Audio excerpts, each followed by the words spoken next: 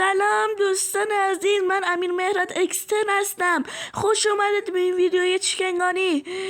این اسکین جدید منه که از طریقشم خوشحالم.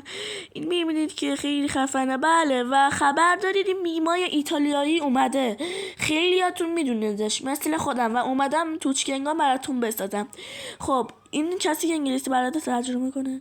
بله، این شخص مورد علاقه خودم هستش، یعنی تون تون تون تون تون تون سهور.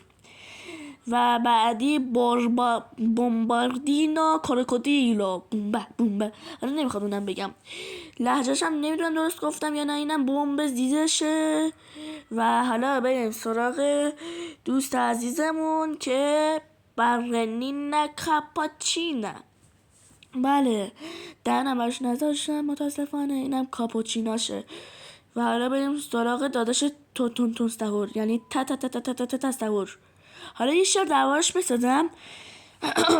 تا تا تا سهور سهور تا تا تا تا تا تا تا تا تا تا تا سهور تا تا تا تا تا سهور تا تا تا سهور. بسته جان باشه. خب حالا بریم سراغ بادابیم.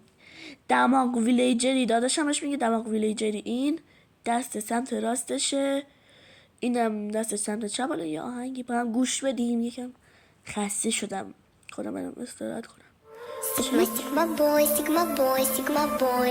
Каждая девчонка хочет танцевать с тобой. Сигма, сигма бой, сигма бой.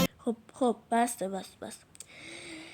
و حالا میخوام یه چیزی که تو فیلم ماینکرافت هستش براتون بسازم.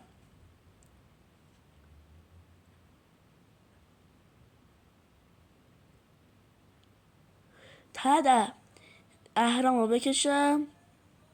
بله، وقت شعره. مزاب مرغ.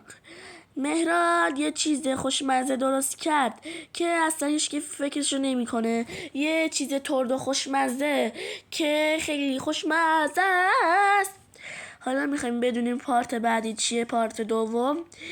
این ویدیو رو به 10 تا لایک برسونید تا براتون بذارم. با اینا میخوام براتون بسازم. خداحافظ.